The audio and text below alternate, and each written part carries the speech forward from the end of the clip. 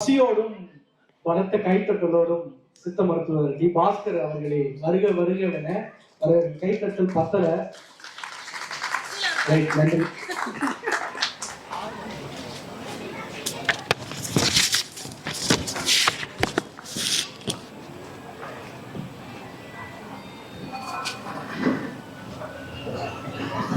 ரொம்ப ஒரு சிறப்பான ஒரு நிகழ்ச்சி. நான் ரொம்ப மன மகிழ்ச்சியா இருக்கு. இந்த நாள் ரொம்ப சிறப்பாக ஏற்பாடு செஞ்சிருக்காங்க நம்ம மகிழம் தமிழ் சங்கம். ரொம்ப ஒரு இயற்கை சூழல்ல ஒரு சித்த மருத்துவத்திற்கே ஒரு ஏற்ற ஒரு நிகழ்ச்சியா அதை பார்க்குறேன். ரொம்ப இந்த அளவுக்கு வரவேற்பு இருக்கும் நான் நினைச்சு பார்க்கல. ஏன்னா மக்களுக்கு ஒரு பாரம்பரிய உணவின் மீது ஒரு மருத்துவத்தின் மீது இவ்வளோ ஆர்வத்தோடு எல்லாருமே வந்திருக்கிறது பார்த்தோன்னா ரொம்ப சந்தோஷமா இருக்கு. முதல்ல எல்லாருக்கும் ஒரு இனிய தமிழ் புத்தாண்டு நல்வாழ்த்துக்கள். நாம உடல் ஆரோக்கியமா வாழ்றதுக்கு ரொம்ப பிரதானமா நம்ம சொல்றது பாத்தீங்கன்னா, ஒரு மனுஷன் நோய் இல்லாம வாழணும், அவன் நல்ல ஆரோக்கியமா இருக்கணும்னா அவனுக்கு ஒரு பெரியவங்க ஆசீர்வாதம் பண்ணுவாங்க, நல்லா இருப்பா அப்படின்னு சொல்லிட்டு. அப்படின்னா என்ன, ஒரு மனுஷன் நல்லா இருக்கணும்னா என்ன தேவைன்னா அவனுக்கு முதல் முக்கியமானது உணவும் அப்புறம் அவனோட மனசும். உணவும் மனசும் அவங்களுக்கு நலமா இருந்துட்டா அவர்கள் முழுமையான ஆரோக்கியமாக இருக்கிறாங்கன்றதுக்கான ஒரு மிக முக்கியமான ஒரு அர்த்தம். சித்த மருத்துவத்துல நீங்க பாத்தீங்கன்னா, உலகம் தோன்றிய முதல் உலகம் அழிகின்ற வரை நோயோட எண்ணிக்கையை சொல்லியிருக்காங்க. அகத்தியர்னு ஒரு முனிவர், நீங்க கேள்விப்பட்டிருப்பீங்க. அவர் எவ்வளவு சொல்லியிருக்காருன்னா 4448 நோய்கள் வரும் அப்படின்றத சொல்லியிருக்காங்க. 4448 நோய்கள் உலகம் தோன்றிய முதல் உலகம் அழிகின்ற வரை மனிதனுக்கு வரக்கூடிய நோய்களின் எண்ணிக்கை 4448. இதை தொற்று நோய்கள்லாம் கிடையாது. உடலால வரக்கூடிய நோய்களுடைய எண்ணிக்கை 4448 நோய்கள்.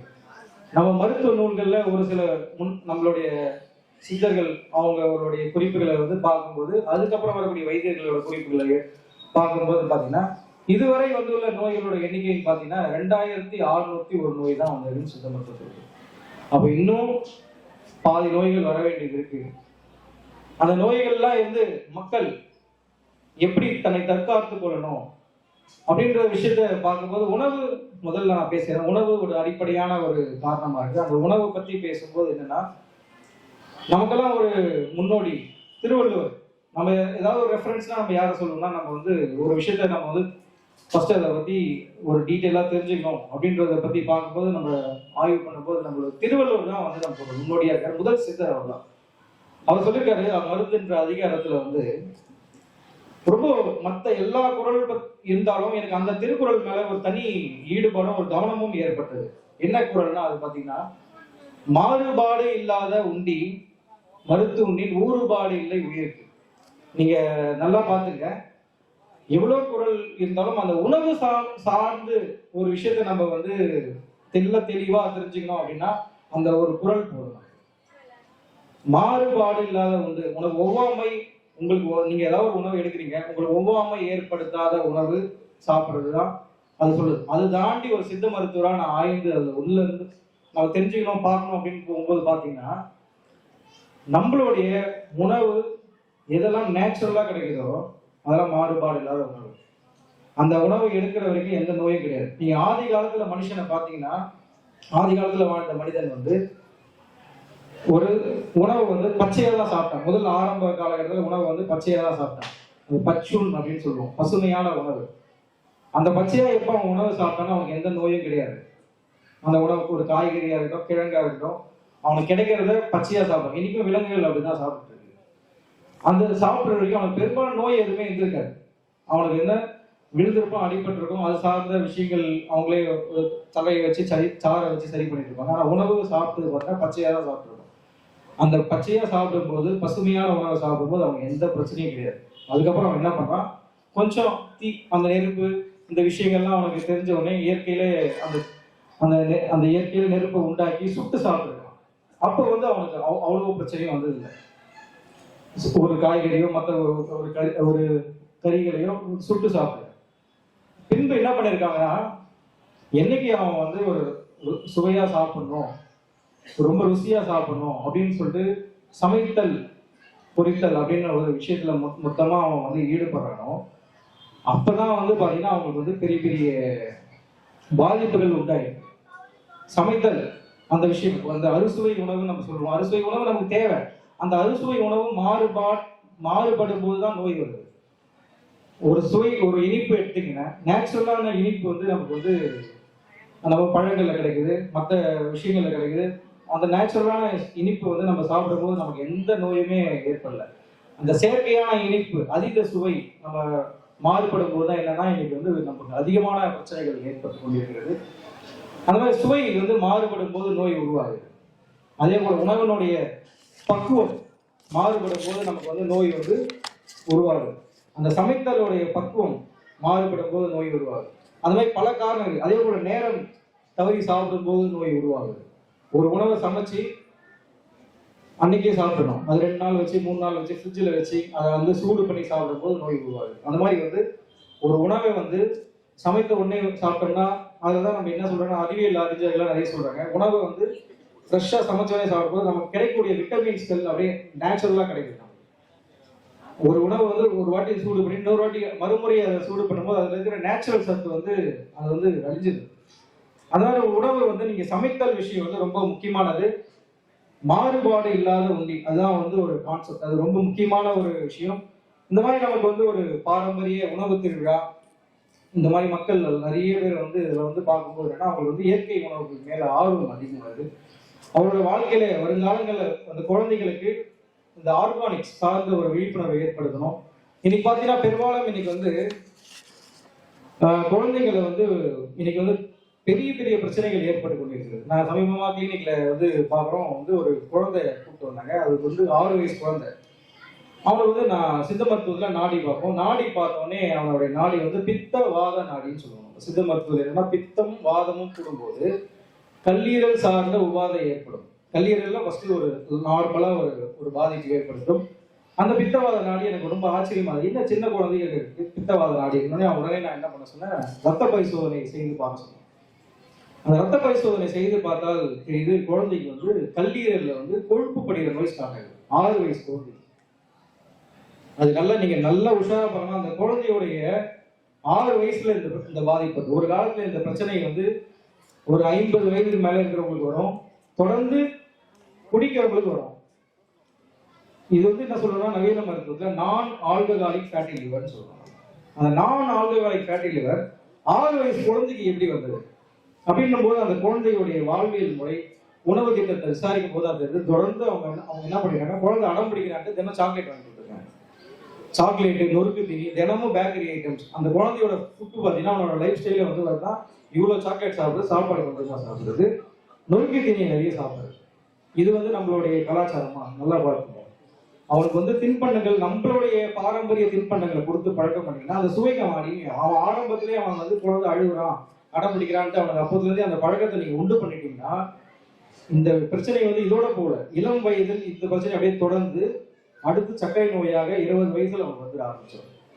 இந்த விஷயத்தை நீங்க கவனமாக பெற்றோராகி நீங்க தான் அதை வந்து ரொம்ப கவனமாக அதை வந்து கண்காணிக்கணும். குழந்தையில இருந்து நம்ம இந்த பிரச்சாரத்தை ஸ்டார்ட் பண்ணணும். அதுக்கு இன்னைக்கு இந்த நிகழ்ச்சி வந்தோடனே முதல் எனக்கு பெரிய சந்தோஷமா இருந்ததுன்னா, குழந்தைகள் வந்து எல்லாமே அவங்களே மைக் வாங்கி பேசுறாங்க, ரொம்ப உற்சாகமா. இந்த மாதிரி நிகழ்ச்சிகள்லாம் நீங்க குழந்தைங்களை கூப்பிட்டு வந்து காண்பிக்கும் போதுதான் இந்த மருத்துவத்தின் மீதும் இந்த கலாச்சாரத்தின் மீதும் அவர்கள் மிகப்பெரிய ஒரு தாக்கத்தை உண்டு பண்ணணும்.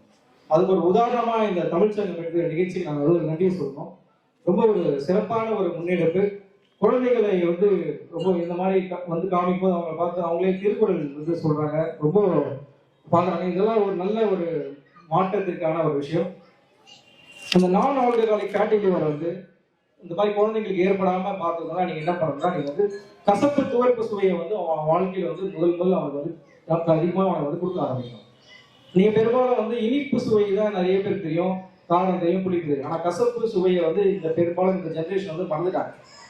பொதுவாக இந்த கசப்பு துவர்ப்பு சுவை யாரெல்லாம் அதிகமா சாப்பிட்றாங்களோ அவங்களுக்கு வந்து குடல் சார்ந்த நோயும் சர்க்கரை நோயும் வராமல் தடுப்பதற்கு ஒரு முக்கியமான ஒரு சுவையா இருக்குது. முக்கியமான ஒரு விஷயம் என்னன்னு கேட்டீங்கன்னா, அவங்களுக்கு வந்து அவங்க வந்து ஆரம்ப நிலையில இருந்து அவர்களுக்கு கொடுக்கக்கூடிய உணவில் வந்து ரொம்ப கவனமா நம்ம வந்து பண்ணணும். நம்ம சித்த மருத்துவத்துல எப்படி இந்த ஒரு ஒரு நோயை வந்து கண்டுபிடிக்கணும் அப்படின்றத பார்க்கும்போது அதுல முக்கியமான விஷயமா பார்க்கறது வந்து நாடி. அந்த நாடி மருத்துவம் வந்து ரொம்ப சிறப்பானது. சித்த மருத்துவத்துக்குன்னே ஒரு தனி கலை வந்து அந்த நாடி மருத்துவம். நீங்க சினிமா படத்தெல்லாம் பார்த்துருப்பீங்க.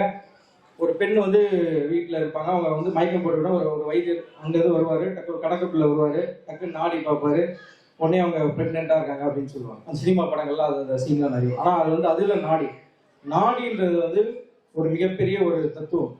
அந்த நாடி மருத்துவம் வந்து சித்த மருத்துவத்தில் இருக்கக்கூடிய முக்கியமான ஒரு கலை. அந்த நாடி பார்த்து ஒருவருக்கு நோய் அறிதல் கரெக்டாக கண்டுபிடிச்சோம்னா சித்த மருத்துவத்தால் இந்த நோய்களை வந்து விரட்டி அடிக்கலாம். எப்படி இந்த நாடி பார்க்கணும் அப்படின்றத பார்த்தீங்கன்னா, மிகினும் குறையினும் நோய் செய்யும் நூலோர் வலி முதல என்ன மூன்றே அப்படின்னு சொல்லிட்டு திருவள்ளுவர் சொல்றாரு. அதான் வந்து ஒரு முக்கியமான குறள். வாத பித்த கவம் கூடுவதாலும் குறைவதாலும் தான் நோய் வருது. அப்போ வாதம்னா என்ன, பித்தம்னா என்ன, கவம்னா என்ன, எல்லாருக்கும் பொதுவா அந்த ஒரு விஷயம் வந்து சொல்லுவோம். அது வாத பித்த கவம் அப்படின்றது என்னன்னா, வாதம்ன்றது ஒண்ணு இல்லை, ஒரு காற்று. பித்தம்ன்றது ஒரு நெருப்பு. கவம்ன்றது ஒரு நீர். நம்ம உடம்புல இருக்கக்கூடிய அந்த அந்த திட திரவ வாயு நிலை தான் அந்த வாத பித்த கவம். தத்துவ ரீதியா இதை வந்து பார்க்கும்போது என்ன சொல்றாங்கன்னா, நாடி தச நாடிகள்ல இதை வந்து இடகலை பிங்களை சுழிமுறைன்னு சொல்றாங்க. இடகலை பிங்களை சுழிமுறை. இந்த வாத பித்த கவம் வந்து ஒரு மனுஷனுக்கு வந்து இயல்பா இருக்கணும்னா 1 1/2 கால் இந்த அளவுல இருந்தா அவங்களுக்கு நார்மலா இருக்கு. ஒருத்தருக்கு காலையில நாடி பார்க்கும்போது ஒரு ஒரு ஒரு 4 வாட்டி குடிக்கிற அந்த வாத நாடி வந்து 5 கூட குடிச்சுன்னா அவங்க வாத நாடி கூடி இருக்கு. இதை வச்சு எப்படி பேலன்ஸ் பண்றது? இதுதான் இந்த மருந்தும் உணவும். மருந்து வேற இல்லை, உணவு வேற இல்லை. இவர்களுக்கு சுவை அடிப்படையில தான் மருந்து கொடுக்குது. ஒரு ஒரு உதாரணமா ஒரு சுவை வந்து அவர்களுக்கு கூடுதலா ஏற்படும் போது, நாடி மாறுதல் ஏற்படும் போது அவர்களுக்கு வேறு ஒரு சுவையை கொடுத்து அவர்களுடைய நாடியை வந்து சமநிலைப்படுத்துறது தான் இதோட முக்கியமான கான்செப்ட். அதே போல நீங்க வந்து பாத்தீங்கன்னா, இந்த கல்லீரல் சார்ந்த நோய்கள் வந்து பெருமளவில் இன்னைக்கு அதிகமா இருக்கு. அந்த கல்லீரல் சார்ந்த நோய்களை தடுப்பதற்கு சித்த மருத்துவத்துல குழந்தைங்களுக்கு நீங்க அதை வந்து கொடுக்கலாம். சித்த மருத்துவத்துல சொல்லக்கூடிய முக்கியமான ஒரு மூலிகை வந்து கரிசலாங்கண்ணி. கேள்விப்பட்டிருக்கீங்களா? இந்த கரிசலாங்கண்ணி வந்து ரொம்ப அபூர்வமான ஒரு காயகல்ப சஞ்சீவி மூலிகைன்னு சொல்றாங்க. வள்ளலார் அது வந்து ஒரு அவரோட சீடருக்கு வந்து சொல்றாரு, 12 வருஷம் அவரோட இந்த சீடர்கிட்ட வந்து சொல்றாரு, நீங்க எனக்கு ஏதாவது ஒரு ஒரு ஆலோசனை சொல்லணும்னா நீங்க என்ன சொல்றீங்க அப்படின்னு கேட்கும்போது சொன்னாரு, தினமும் தினமும் வந்து கரிசலாங்கண்ணி கீரையை சாப்பிடு. இதான் நான் கொடுக்குற உனக்கு ஒரு ஆலோசனை. நீ இளமையா இருக்கலாம், நோய் வராமல் இருக்கலாம், நம்ம உடம்பு நோய் இல்லாமல் இருந்தால்தான் எல்லா விஷயம் நம்ம வந்து பண்ண முடியும் அப்படின்னு சொல்லிட்டு இந்த கரிசலாங்கண்ணியை வந்து சொல்றாரு. இந்த கரிசலாங்கண்ணி வந்து பாத்தீங்கன்னா 4 வகையா இருக்குது. கரிசலாங்கண்ணி மஞ்சள் கரிசலாங்கண்ணி, வெள்ளை கரிசலாங்கண்ணி, நீலம், சிகப்பு, அந்த மாதிரி 4 வகையா இருக்கு. அதுல பெரும்பாலும் நீங்க பாத்தீங்கன்னா வெள்ளை கரிசலாங்கண்ணி எல்லாருக்குமே கிடைக்கும். ஆனா அதுல மருத்துவ குணம் அதிகமாக நிறைந்த கரிசலாங்கண்ணி பாத்தீங்கன்னா மஞ்சள் கரிசலாங்கண்ணி தான் வந்து ரொம்ப மருத்துவ குணம் நிறைந்த ஒரு கரிசலாங்கண்ணி. அந்த மஞ்சள் கரிசலாங்கண்ணியை வந்து நீங்க வந்து நிழல்ல உலர்த்தி பொடி பண்ணி நீங்க தினமும் காலையில தண்ணியில சாப்பிடலாம், தேன்ல சாப்பிடலாம். குழந்தைங்களுக்கு சின்ன வயசுலயே அது வந்து தேன்ல கொடுத்தீங்கன்னா சளி, இரும்பல், காய்ச்சல் வராது, அடிக்கடிக்கு நோய் எதிர்ப்பாற்றலை அதிகரிக்கும். குழந்தைகள் 5 வயதுக்கு மேல நீங்க தாராளமா அந்த கரிசலாங்கண்ணியை கொடுக்கலாம். அதே சமயத்துல அந்த கரிசலாங்கண்ணியை வந்து டீத்தூள் மாதிரி நீங்க பயன்படுத்தலாம். அந்த கரிசலாங்கண்ணியை வந்து பொடி செஞ்சு வச்சுக்கிட்டு மிளகு 2, ஏலம் 1, ஏலக்காய் 1 இதை சேர்த்து மிக்ஸ் பண்ணி பவுடர் மாதிரி வச்சுக்கிட்டு நீங்க தினமும் டீ காஃபிக்கு பதிலாக அந்த கரிசலாங்கண்ணி டீ சாப்பிட்டீங்கன்னா நோய் வராமல் இருக்கும், எப்பவுமே இளமையா இருக்கலாம். ரொம்ப கல்லீரல் மட்டும் அது கரிசலாங்கண்ணி வந்து பாதுகாக்கல. கல்லீரல், மண்ணீரல் சார்ந்த நோய் வராமல் தடுப்பதற்கு கரிசலாங்கண்ணி ரொம்ப பெரிய ஹெல்ப்பாக இருக்கும். அப்புறமா வந்து ஆவாரம்பூ. அது வந்து நீங்க எல்லாருக்குமே பெரும்பாலும் தெரிஞ்ச விஷயம். ஆவாரம்பூ வந்து சர்க்கரை நோயாளிகள் மட்டும்தான் பயன்படுது அப்படின்றது இல்லை. ஆவாரம்பூ வந்து ராஜ உறுப்புகளை வந்து பலப்படுத்தக்கூடிய ஒரு முக்கியமான ஒரு மூலிகை ஆவாரம்பூ. ஆவாரை பூத்திருக்க சாவாரை கண்டதுண்டோ அப்படின்ற ஒரு பழமொழி எல்லாருமே கேள்விப்பட்டிருப்பீங்க.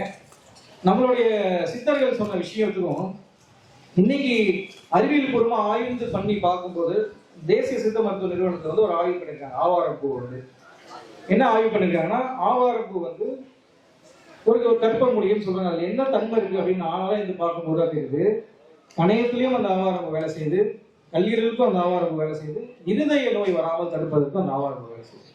அது நீங்க தினமும் ஆவாரம்பூ வந்து நெல்லிக்காய், ஆவாரம்பூ, செம்பருத்திலாம் சேர்த்து ஒரு ஹெர்பல் டீ மாதிரி நீங்க சாப்பிடலாம். இந்த ஆவாரம்பூ வந்து ரொம்ப ஒரு அற்புதமான ஒரு மூலிகை. அதை நீங்க வந்து தினமும் அதை வந்து பயன்படுத்தலாம். சர்க்கரை நோயாளிகள் ஆவாரம் பூ பொடி பண்ணி அதை ரெகுலரா வந்து சாப்பிடலாம். ஆவாரம் வந்து ரொம்ப அற்புதமான ஒரு மூலிகை, தங்கச்சத்து நிறைந்த ஒரு மூலிகை. நமக்கு வந்து தங்கச்சத்து நேச்சுரலா நமக்கு கிடைக்கணும் அப்படின்னா அந்த ஆவாரம் பூ வந்து நீங்க ரெகுலரா எடுத்துக்கலாம். அப்புறமா வந்து இன்னைக்கு அதிகமா இருக்கக்கூடிய பிரச்சனை வந்து பாத்தீங்கன்னா குழந்தையின்மை பிரச்சனை. இன்னைக்கு குழந்தையின்மை பிரச்சனை பாத்தீங்கன்னா ஐவிஎஃப் சென்டர் வந்து பாத்தீங்கன்னா இன்னைக்கு பாத்தீங்கன்னா பெரும்பாலும் வந்து ஒவ்வொரு நகரங்கள்லயும் வந்து பல இடங்கள்ல அந்த மருத்துவமனை வந்து வந்திருக்கு. ஒரு 25-30 வருஷத்துக்கு முன்னாடி எல்லாம் பாத்தீங்கன்னா ஒரு பெரிய மருத்துவமனை இருக்கும், அங்க போய் பார்ப்பாங்க, அதுல ஒரு பிரிவா தான் அவங்க அந்த மருத்துவர்கிட்ட கேட்பாங்க, ஆலோசனை பெறுவாங்க, குழந்தையின்மைக்காக சிகிச்சை எடுத்துப்பாங்க. ஆனா இன்னைக்கு ரொம்ப அச்சுறுத்தக்கூடிய ஒரு பிரச்சனையா இருக்கிறது இந்த செயற்கை முறை கருத்தரித்தல் மையம். இதுல முக்கியமா வந்து ஆண் பெண் 2 பேருக்குமே வந்து சித்த மருத்துவ முறைப்படி அவங்க வந்து கரெக்டா அந்த விஷயங்களை ஃபாலோ பண்ணாங்கன்னா எந்த பிரச்சனையுமே கிடையாது. அதுல ஆண்களுக்கு இன்னைக்கு வந்து பாத்தீங்கன்னா உயிரணுக்கள்ல ஏற்படக்கூடிய பிரச்சனை. அதுல உயிரணுக்கள்ல முக்கியமான பிரச்சனையா பாக்குறது வந்து உயிரணு உற்பத்தி இருக்கும், அவர்களுக்கு வந்து மார்பாலஜி இருக்காது, மார்பாலஜி டிஃபெக்டா இருக்கும். அவங்களுக்கு என்னன்னா அந்த உருவம் வந்து வேறுபட்டு இருக்கும். அதனால என்னன்னா அந்த கருப்புயில போய் அந்த உயிரணு வந்து பதியாது, அடுத்த கட்டத்துக்கு அது அவங்களுடைய அந்த அந்த ப்ராசஸ் வந்து சரியா வந்து செய்யறாங்க. அதுக்கு வந்து நீங்க முக்கியமான ஒரு மூலிகையா நம்ம வந்து பார்க்கக்கூடிய ஒரு முக்கியமான ஒரு அபூர்வமான நம்ம எல்லாருக்கும் நீங்க தெரிஞ்ச ஒரு விஷயம் தான் ஓர் இதழ் தாமரைன்னு ஒரு மூலிகை இருக்கும். நீங்க பார்த்துருப்பீங்க ஓர் இதழ் தாமரை. நீங்க பாத்தீங்கன்னா ஒரு இதழ் கொண்ட தாமரை, அந்த பூ வந்து பாத்தீங்கன்னா நாமம் போல இருக்கும், சின்ன பூவா இருக்கும், ஒரு சின்ன செடி தான் அது, ஓர் இதழ் தாமரைன்னு சொல்லிட்டு அந்த பூ. அந்த ஓர் இதழ் தாமரையை வந்து நீங்க வந்து சமூலமா பறிச்சு அதை வந்து நீங்க வந்து அரைச்சி பசும்பால்ல சாப்பிடலாம். இந்த திருமணம் சார்ந்த பயம் இருக்கக்கூடிய இந்த ஆண்களுக்கு வந்து அவங்களுக்கு வந்து திருமணத்துக்கு முன்பு ஒரு 3 மாதங்கள் இது வந்து சாப்பிட்டாங்கன்னா அதுக்கான பெரிய பெரிய செலவு பண்ணக்கூடிய மருத்துவமனைகள் அதெல்லாம் இல்லாம இது வந்து சரி பண்ணிக்கலாம். அதுதான் ஒரு பழமொழி இருக்கு, பச்சையாக சாப்பிட்டால் அப்பனுக்கு, காய வைத்து சாப்பிட்டால் பிள்ளைக்கு அப்படின்னு சொல்லிட்டு ஒரு பழமொழி. எவ்வளவு பெரிய அவங்க அந்த நுட்பத்தை அறிந்துதான் அந்த பழமொழி அவங்க வச்சிருக்காங்க நம்ம முன்னோர்கள். பச்சையாக சாப்பிட்டால் அப்பனுக்குன்னா என்ன விஷயம்னா அந்த சமூலமா அரைச்சி அந்த தழையை வந்து பசும்பால்ல பச்சையா சாப்பிடும்போது உயிரணுக்கள் ஏற்படும். அதுவே அது அந்த ஓரிரை தாமரை வந்து காய வைத்து பொடி பண்ணி சாப்பிட்டோம்னா குழந்தைங்களுக்கு ரத்த சோகை ஏற்படுகிறது இல்லை, ஆண் குழந்தையாகட்டும் பெண் குழந்தையாகட்டும், இந்த 2 பேருக்குமே வந்து ரத்த சோகை ஏற்படாமல் தடுக்கிறது. ரத்த சோகை இருக்கிறவங்களுக்கு அதை சாப்பிடலாம். அதே போல பெண்களுக்கு வந்து வெள்ளைப்படுதல் பிரச்சனை இன்னைக்கு அதிகமா இருக்கு, அவர்களுக்கு ஏற்படக்கூடிய வெள்ளைப்படுதல் பிரச்சனைக்கு இந்த ஓரிதழ் தாமரை வந்து ஒரு சிறந்த மூலிகையாக வேலை செய்யும்.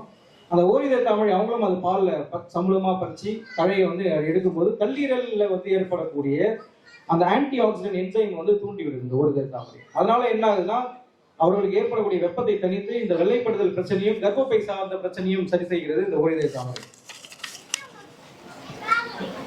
இப்போ ஒரு 3 மாசத்துக்கு முன்னாடி என்கிட்ட வந்து ஒரு பேஷண்ட் வந்து வந்தாரு. அவருக்கு வந்து பாத்தீங்கன்னா சர்க்கரை நோய்க்கு வந்து 12 வருஷமா அவர் வந்து மருந்து எடுக்கிறார். கிட்டத்தட்ட 12 வருஷமா சர்க்கரை நோய்க்கு வந்து நவீன மருந்து எடுத்துட்டு இருக்காரு. அவர் வந்து பல நண்பர்கள் கேள்விப்பட்டு அவர் பார்த்து சித்த மருந்து எடுக்கலாம்னு சொல்லிட்டு என்கிட்ட வந்தார். அவர் கிட்டத்தட்டமா வரும்போதே என்கிட்ட சொன்னார், நான் 12 வருஷமா வந்து நான் வந்து நவீன மருந்து எடுத்துட்டு இருக்கேன், இப்போ நான் வந்து சித்தாவுக்கு மாறுறேன், நான் உங்களை நம்பி தான் வரேன், மருந்து கொடுத்தீங்கன்னா இது சரியாகுமா அப்படின்ற நம்பிக்கையில வந்தாரு. நானும் அவருக்கு வந்து நாடி பார்த்து அவருக்கான மருந்து கொடுத்தேன். அந்த ரிப்போர்ட் வச்சு நாடி பார்த்ததுக்கு அப்புறம் அவருக்கு என்ன பிரச்சனை இருக்கோ அதுக்கான மருந்துகள் கொடுத்தேன். 3 மாசம் சாப்பிட்டார். 3 மாசம் சாப்பிட்டாரு. சாப்பிட்டதுக்கு அப்புறம் திரும்ப வந்தாரு. வந்துட்டு ரிப்போர்ட் எடுத்து வந்தாரு. திரும்ப ஒரு ரிப்போர்ட் எடுத்து வரும்போது என்கிட்ட கோபமா வந்தார். நான் ஆங்கில மருந்து சாப்பிட்டு தான் சக்கரை குறையிலன்ட்டு உங்களாண்ட வந்தேன், உங்களாண்ட வந்து நீங்க சுகர் குறையிலே ஏன் அப்படின்ட்டு அவர் வந்து என்கிட்ட வந்து கேட்டார். அப்படி கேட்கும்போது தான் அவரோட பேசும்போது தெரிஞ்சது, அவரோட நானும் அவரோட பேசிட்டு இருந்தோம். பேசிட்டு இருக்கும்போது சில விஷயங்கள்லாம் அவர்கிட்ட நான் உணர்ந்தேன். அவர் பேசும்போது அப்பதான் சொன்ன அவருக்கு ஒரு விஷயம் சொன்னேன், நீங்க இப்போ நான் சொல்ற விஷயங்களை கரெக்டா ஃபாலோ பண்ணுங்க, கரெக்டா இன்னொரு 3 மாசம் வெயிட் பண்ணுங்க, நான் இதை சரி பண்ணி தரேன், ஆனா மருந்து கிடையாது அப்படின்ற ஒரு விஷயத்த அவருக்கு நான் வலியுறுத்தினேன். ஆங்கிலம் வந்து நீங்க நிறைய சாப்பிடக்கூடாது, கம்மி பண்ணிடணும், நான் சொல்ற மாதிரி நீங்க இருந்து 3 மாசம் சொன்னேன். அவர் வந்து இல்ல நான் மருந்து தான் சாப்பிடுவேன், நீங்க சொல்ற மாதிரிலாம் நான் இருக்க மாட்டேன் அப்படின்றது நம்ம என்ன பண்ண முடியும், மருந்து தான் வேணும்னு அடம் பிடிக்கிறாரு. நான் சொன்னேன் மருந்துலாம் வேண்டாம், உங்களுக்கு பிரச்சனை அது கிடையாது, மருந்தாலேயோ உங்க உடம்புல இருக்கிற பிரச்சனை வந்து தீராது, நான் சொல்ற மாதிரி நீங்க வந்து சில விஷயங்களை நீங்க கடைபிடிங்கன்னு சொன்னோடனே அவருக்கு வந்து சொன்ன விஷயங்கள் தான். காலையில அவருக்கு வந்து நடைப்பயிற்சி, கரெக்டான ஒரு சில உணவு முறைகள், அதே சமயத்துல ஒரு 8 மணி நேரம் தூக்கம், அதோட முக்கியமானது மன வலிமையை உண்டுபடுத்தக்கூடிய விஷயங்கள். அவருக்கு மன வலிமையை ஏற்படுத்தினது, அவருக்கு தினமும் அவர் வந்து நான் சண்டே போகும்போதெல்லாம் அவர் வர சொல்லுவேன், அவரோட ஒரு 15 நிமிஷம் பேசுறது, அவர் மகிழ்ச்சி உண்டு பண்றது. தொடர்ந்து அவருக்கு நான் சொன்ன விஷயம் என்னன்னா, தினமும் சந்தோஷமா சிரிங்க, சந்தோஷமா இருங்க. சில உணவுகள் வந்து எடுங்க, சில உணவுகள் எடுக்காதீங்க. உணவும் மருந்தும் பெரும்பாலும் நீங்க அதை கான்சன்ட்ரேட் பண்ணி மைண்டை கரெக்ட் பண்ணுங்க, ரொம்ப தெளிவா அதை வந்து நீங்க வந்து ஃபாலோ பண்ணுங்க அப்படின்னு சொல்லிட்டு திரும்ப ஒரு 3 மாசம் கழிச்சு டெஸ்ட் பண்ணாரு. அவரோட ரத்த சர்க்கரை அளவு வந்து 3 மாசத்துக்கு முன்னாடி இருந்ததோட அப்படியே அளவு அப்படியே கரெக்டா குறைஞ்சிச்சு. அப்பதான் வந்து ஒரு விஷயம் நீங்க எல்லாரும் பார்க்கணும், மருந்தால மனுஷனுடைய நோயை வந்து முழுசா போக்க முடியுமா அப்படின்றதுலாம் கிடையாது. ஒவ்வொருத்தருடைய மனநிலையில தான் இருக்குது அந்த சக்தி. ஒவ்வொருத்தரும் வந்து நோயை கண்டு பயப்படாம அதை எப்படி வெல்வது அப்படின்றது மன ரீதியா அவர்கள் ஒவ்வொருத்தரும் தயாராயிட்டாங்கன்னா இந்த பிரச்சனையிலிருந்து முழுவதுமா வந்து சர்க்கரை மட்டும் இல்லை, இதுக்கப்புறம் வரக்கூடிய எல்லா நோயிலிருந்தும் மனுஷன் வந்து விரட்டி அடிக்கிறதுக்கு அவனோட மனநிலை ரொம்ப முக்கியமா இருக்கு. மனம் சார்ந்து ரொம்ப ஸ்ட்ராங் ஆகும். மனம் சார்ந்து ஸ்ட்ராங் ஆகும் போது இந்த மாதிரி பெருநோய்கள்ல வந்து நம்ம ரொம்ப விரட்டி அடிக்கலாம். அவர்களுக்கு சொல்லப்பட்ட சில உணவு குறிப்பு மட்டும்தான். ஏன்னா காலையில அவர் வந்து தினமும் காலையில வில்வ இலையில டீ, அப்புறம் ஆவாரம் பூ டீ, ஆவாரம் பூவும் லவங்கப்பட்டையும் சேர்த்து கொதிக்க வச்சு டீயா சாப்பிடணும் காலையில. மதிய உணவு வந்து அறுசுவை உணவு, நல்ல காய்கறி, நல்ல உங்களுக்கு பிடிச்ச உணவு நல்லா எடுங்க. இரவு நேரங்களில் ஒரு 7 மணிக்குள்ள சாப்பிடுங்க, நல்லா தூங்குங்க. இந்த ஆலோசனை எல்லாம் கொடுத்ததுக்கு அப்புறம் மருந்து கம்மி பண்ணிட்டாரு. இப்போ மருந்து அவர் அதிகமா எடுக்கல, சர்க்கரையை வந்து கட்டுக்குள்ள வச்சிருக்காரு. இந்த மாதிரி நாமளே தயாராகலன்னா இந்த நோயிலிருந்து நம்ம வந்து விடுபட முடியாது. ரொம்ப முக்கியமான ஒரு விஷயம், நாமள வந்து தயார்படுத்திக்கணும். அதுல இருந்து நீங்க முழுமையா இந்த மாதிரி சர்க்கரை நோய் மட்டும் இல்லை, எந்த நோயில இருந்தாலும் முழுமையா வந்துடலாம். நிறைய பேருக்கு ஒரு இளம் வயசுல ஒரு பெரிய மாரடைப்பு பத்தி பயமுண்டல் அதிகமா இருக்கு. அது பாத்தீங்கன்னா இன்னைக்கு சமீபத்துல கேட்கிற தகவல்லாம் அடிப்படையில பார்க்கும்போது அவர்களுக்கு அச்சம். அந்த வயசுல இருக்கிறவங்களுக்கு ஒரு 30 வயசு ஆள் மாரடைப்புல மரணம் ஏற்படும்போது இன்னொரு அந்த 30 வயசுல இருக்கிறவங்களுக்கு பாத்தீங்கன்னா ஒரு பெரிய மாரடைப்பு சார்ந்த ஒரு பயம் ஏற்படுகிறது. பொதுவா என்கிட்ட எல்லாருமே கேட்கிற விஷயம் என்னன்னா, இந்த மாதிரி மாரடைப்பு சக்கரை நோயெல்லாம் நாங்க 23 வயசுலேயே தடுத்துக்கணும், வராம இருக்கணும், நாங்க பாதுகாக்கணும், நாங்க எந்த மாதிரி எடுத்துக்கலாம், சித்த மருந்துகளை நம்ம எந்த மாதிரி ஃபாலோ பண்ணலான்ட்டு சொல்லும் போது நான் எல்லாருக்கும் சொல்ற ஒரு விஷயம் பாத்தீங்கன்னா, திரிபலா சூர்ணம். நீங்க எல்லாரும் கேள்விப்பட்டிருப்பீங்க, திரிபலா சூர்ணம். கடுக்காய், நெல்லிக்காய், தாண்டிக்காயில செய்யக்கூடிய இந்த திரிபலா சூர்ணம் சர்க்கரை நோய் வராமலையும் தடுக்கும், இருதயம் சார்ந்த நோய் வராமலையும் தடுக்கும். நீங்க ஒரு 24 வயசுல இருந்தே நீங்க பொதுவாகவே நீங்க வந்து இது வந்து நீங்க வந்து எடுக்கலாம். வராமல் தடுப்பதற்கு ஒரு சில பயிற்சிகள் நீங்க கூடவே செய்யணும், எல்லாமே பண்ணணும். இந்த வராமல் தடுப்பதற்கு அந்த மூலிகைகளுக்கு அந்த தன்மை இருக்கிறது. கடுக்காய் வந்து சித்த மருத்துவத்துல ஒரு உயர்வான ஒரு மூலிகையா சொல்றாங்க. சித்தர்கள் வந்து தாயினும் சிறந்தது கடுக்காய் அப்படின்னு சொல்றாங்க. ஒரு தாய் நமக்கு எப்படி அறுசுவை உணவு கொடுக்குறாங்களோ அந்த மாதிரி கடுக்காய்க்கு வந்து பாத்தீங்கன்னா 6 சுவை தன்மை கொண்ட ஒரே மூலிகை கடுக்காய் தான். எல்லா மூலிகைக்கும் ஒரு சுவை இருக்கு, கசப்பு ஒன்று இருக்கணும், துவர்ப்பு ஒன்று இருக்கும். ஆனா கடுக்காய் மட்டும் என்னன்னா 6 சுவை உடைய மூலிகை வந்து கடுக்காய்.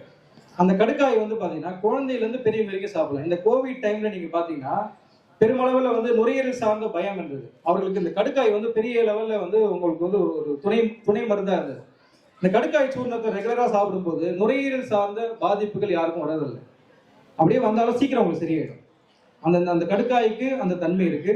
அதே சமயத்தில் அதுல சேரக்கூடிய நெல்லிக்காய், உங்களுக்கு எல்லாருமே இந்த நெல்லிக்காய் பத்தி எல்லாருமே தெரியும். அது வந்து ஒரு விட்டமின் சி நிறைந்த ஒரு கனி, ரொம்ப ஒரு புளிப்பு சுவையுடையது, பித்தத்தை சமநிலைப்படுத்தக்கூடியது நெல்லிக்காய். அதுல இருக்கக்கூடிய தாண்டிக்காயும் தோற்பு சுவையுடையது, வாதத்தை சமநிலைப்படுத்தக்கூடியது. அந்த தாண்டிக்காய் பத்தி ஒரு ஆய்வு செய்யறாங்க. ஒரு அமெரிக்காவில் வந்து ஒரு யூனிவர்சிட்டியில வந்து ஆய்வு பண்றாங்க. நீங்க எல்லாம் இதை சொல்றீங்க, இதெல்லாம் உண்மையா அப்படின்றது ஆய்வு பண்ணும்போது 40 வருஷம் அந்த ஆய்வு நடக்குது. அந்த ஆய்வுக்கு அப்புறம் அந்த விஷயங்கள் சொல்றாங்க. நீங்க சொல்ற விஷயத்த மட்டும் இது கட்டுப்படுத்தல, இன்னும் பல விஷயங்கள் இது சரி பண்ணக்கூடிய தன்மை இருக்குன்னு சொல்றாங்க. திரிபலா சூர்ணத்தை அந்த மாதிரி நீங்க அந்த திரிபலா சூர்ணத்தை வந்து நீங்க வந்து பொதுவாகவே வந்து நீங்க எல்லாருமே வந்து தாராளமா வந்து தற்காப்பு மருந்தா நம்ம எடுத்துக்கலாம். அப்புறம் வந்து நீங்க வல்லாரை கேள்விப்பட்டிருப்பீங்க. வல்லாரை கீரை வந்து நீங்க நிறைய பார்த்தீங்கன்னா போலியானது நீங்க நிறைய மார்க்கெட்ல கிடைக்குது. அது எல்லாம் நீங்க அதை பார்த்து தேர்ந்தெடுத்து இருக்கணும். வல்லாரை வந்து ரொம்ப அபூர்வமான மூலிகை. குழந்தையின் முதல் பெரியவர்கள் வரைக்கும் அதை சாப்பிடலாம். அந்த வல்லாரை வந்து குழந்தைகளுக்கு நீங்க தெரிஞ்சது நினைவாற்றலுக்கு பயன்படக்கூடிய ஒரு மூலிகை அப்படின்னு சொல்லுவாங்க. அது நினைவாற்றல் தாண்டி வல்லாரை வந்து பயன்படக்கூடிய விஷயங்கள் பார்த்தீங்கன்னா ரொம்ப அதிகமான பயன்கள் இருக்குது. நீங்க எல்லாம் கேள்விப்பட்டிருப்பீங்க, திருவண்ணாமலை பக்கத்தில் வந்தவாசின்னு ஒரு ஊர்ல வந்து ஜட்ஜி பலராமையான்னு ஒருத்தர் இருந்தார். நீங்க எல்லாம் இதுக்கு முன்னாடி இருந்தவங்களுக்கு தெரிஞ்சிருக்கும். ரொம்ப புகழ்பெற்ற ஒரு சித்த வைத்தியர் சொல்லலாம். ஆனா அவர் ஒரு நீதிபதி. அவர் வந்து ஒரு மிகப்பெரிய நீதிபதி. அவர் வந்து பாத்தீங்கன்னா சித்த மருத்துவம் சார்ந்து பல நூல்கள் எழுதியிருக்காரு. அவர் வந்து ஒரு வாட்டி மலேசியா சிங்கப்பூர்ல வந்து ஒரு பயணம் போறாரு. அங்க வந்து ஒரு கருத்தரங்குக்கு அவர் கூப்பிடுறாங்க. வல்லாரை பிரபாவம் அப்படின்னு சொல்லிட்டு ஒரு ஒரு ஒரு புத்தகம் வந்தது. அவர் வந்து எழுதுனது வந்து அப்துல்லா சாஹிப்னு சொல்லிட்டு அந்த வல்லாரை பிரபாவத்தை பத்தி அந்த நிகழ்வுல வந்து பேசுறாரு. அதை பேசும்போது சொல்றாரு, சீனால வந்து ஒருத்தர் வந்து 236 வயசு வரைக்கும் வாழ்ந்தாரு. அந்த 236 வயசு வரைக்கும் வாழ்ந்தவர் வந்து பத்தி பேசுறாரு. வாழ்ந்தவர் போய் எல்லா மருத்துவரும் போய் பாக்குறாங்க. பார்த்த உடனே அவர்கிட்ட வந்து எல்லாரும் கேட்கறாங்க, உங்களோட நீங்க 236 வயசு வரைக்கும் வாழ்ந்ததுக்கான காரணம் என்ன அப்படின்றத அவர்கிட்ட கேட்கும்போது அவர் சொல்றாரு, அவரோட உணவு முறையும் சொல்றாரு. அது அப்ப டெய்லி சொல்றாரு, தினமும் நான் வந்து காலையில ஒரு 50 ml வல்லாரை சாறு சாப்பிடுவேன். அவர் பார்த்தீங்கன்னா 236 வயசு வரைக்கும் வாழ்ந்தாரு. அவர் கிட்டத்தட்ட 15 திருமணம் செஞ்சிருக்காரு. அந்த 236 வயசு வரைக்கும் வாழ்ந்திருக்காரு. அதை பார்த்து அந்த நிகழ்ச்சியில இருந்த ஒரு சீன பத்திரிகையாளர் வந்து ஜட்ஜி பல்ராம் ஐயா கிட்ட வந்து கேட்கறாங்க, நீங்க சொல்ற இந்த வல்லாரை வந்து இந்த ஊர்ல கிடைக்குமா மலேசியால? எனக்கு கூட்டின்னு போய் காமிங்க ஐயா, நான் வந்து இதை வந்து பயன்படுத்தணும்னு விரும்புறேன், நாங்க இதை ரெகுலரா ஃபாலோ பண்ணிக்கிறோம் அப்படின்னு சொல்லிட்டு கேட்கும்போது கூப்பிட்டு போய் இதெல்லாம் சுத்தி காமிக்கிறாரு. சுத்தி காமிக்கும் போது ஒரு இடத்துல வந்து கிடைக்குது. அங்க ஒருத்தர் அந்த வல்லாரை சாரை வந்து சாப்பிட்டு இருக்காரு. அவர்கிட்ட அந்த அம்மா, நீயே கேட்டுக்குமா அது என்ன பலன் அவர்கிட்ட கேட்டுக்குமான்னு அந்த அம்மா கேட்குறாங்க. அவருக்கு வந்து இருதயம் சார்ந்த ஒரு பிரச்சனை வந்துதான். அது வந்து அதுக்கப்புறம் வந்து இன்னொரு வாட்டி உங்களுக்கு ஹார்ட் அட்டாக் வந்துச்சுன்னா உங்களுக்கு உயிருக்கே பாதிச்சிடும் அப்படின்னு சொல்லிட்டு அதை வந்து நான் கிட்டத்தட்ட 10 வருஷமா சாப்பிட்றேன், எனக்கு இதுவரையும் எந்த பாதிப்பும் இல்லை அப்படின்னு அந்த அம்மா என்ன பண்றாங்க, ஒரு பத்திரிகையாளர்ல இது வியந்து பாராட்டி மலேசியால வந்து ஒரு பெரிய ஒரு பக்கத்துக்கு வந்து ஜட்ஜி பல்ராம் ஐயா பத்தி எழுதுறாங்க. ஒரு மிகப்பெரிய ஒரு கட்டுரையை போறாங்க. இந்திய நீதிபதி மலேசியாவில் தங்கத்தை தோண்டி எடுத்தார் அப்படின்னு சொல்லிட்டு ஆங்கிலத்தை வந்து பெருசா போட்டு, அவர் நம்ம வேற யாரும் நம்ம ஊர் பக்கத்துல இருக்க ஜட்ஜி வந்தவாசி பக்கத்துல இருக்க ஜட்ஜி பல்ராம் ஐயா எவ்வளவு பெரிய பெருமை பாருங்க நம்ம மாவட்டத்துக்கு. மிகப்பெரிய ஒரு வைத்தியத்துல ஒரு புரட்சி செஞ்சவர். அவர் எழுதின நூல் இன்னைக்கு வந்து சித்த மருத்துவத்துக்கு ஒரு ரெஃபரன்ஸா இருக்கு. பல ஊர்கள்ல வைத்தியர்கள் இல்லைன்னா இந்த சித்த மருத்துவத்தை அடுத்த கட்டத்துக்கு கொண்டு போயிருக்க முடியாது. அப்புறமா நம்ம மிக முக்கியமான ஒரு மூலிகைகளா பார்க்கறது அருகம்புல். நீங்க எல்லாம் அருகம்புல் கேள்விப்பட்டிருப்பீங்க. அருகம்புல் வந்து சித்த மருத்துவத்துல என்ன சொல்றாங்கன்னா பாதாள மூலி அப்படின்னு சொல்றாங்க. பாதாள மூலின்னா நிலத்தடி மட்டத்துல இருந்து 50 அடி ஆழத்துக்கு கீழே வளரக்கூடிய ஒரே மூலிகை, வேர் ஊன்றி வளரக்கூடிய மூலிகை நம்ம அருகம்புல். பாதாள மூலிகைன்னு சொல்றாங்க. இந்த அருகம்புல் வந்து இன்னொரு பேரும் சொல்றாங்க, கீரி மூலின்னு சொல்றாங்க. கீரி மூலினா என்னன்னா, பாம்பும் கீரியும் சண்டை போடும்போது பாம்பு வந்து கீரியை குத்திடும். அந்த கீரி வந்து அருகம்புல் மேல புரண்டு திரும்ப போய் சண்டை போடும் பாம்பு கிட்ட. அந்த தன்மை வந்து விஷத்தை முறிக்கக்கூடிய தன்மை அந்த அருகம்புலுக்கு இருக்கு. முதல் எப்படி சித்த மருத்துவம் எப்படி பரிணாம வளர்ச்சி வந்துச்சுன்னா, ஒரு விலங்கு நோயை குணப்படுத்தி அதை பார்த்துதான் மனிதன் பரிணாம வளர்ச்சியில் வந்து சித்த இந்த மாதிரி மருத்துவ முறைகளை குறிப்புகளை கொண்டு வந்து எழுதியிருக்காங்க. அந்த மாதிரி பல விஷயங்கள் இந்த மாதிரி நம்ம சித்த மருத்துவ மூலிகை இருக்கு. இந்த நிகழ்ச்சியை சிறப்பாக ஏற்பாடு செய்த மகிழும் தமிழ்ச்சங்கத்துக்கும் புழுதி இணைய அமைப்புக்கும் என்னோட நன்றியை தெரிவித்துக் கொள்கிறேன். நன்றி, வணக்கம்.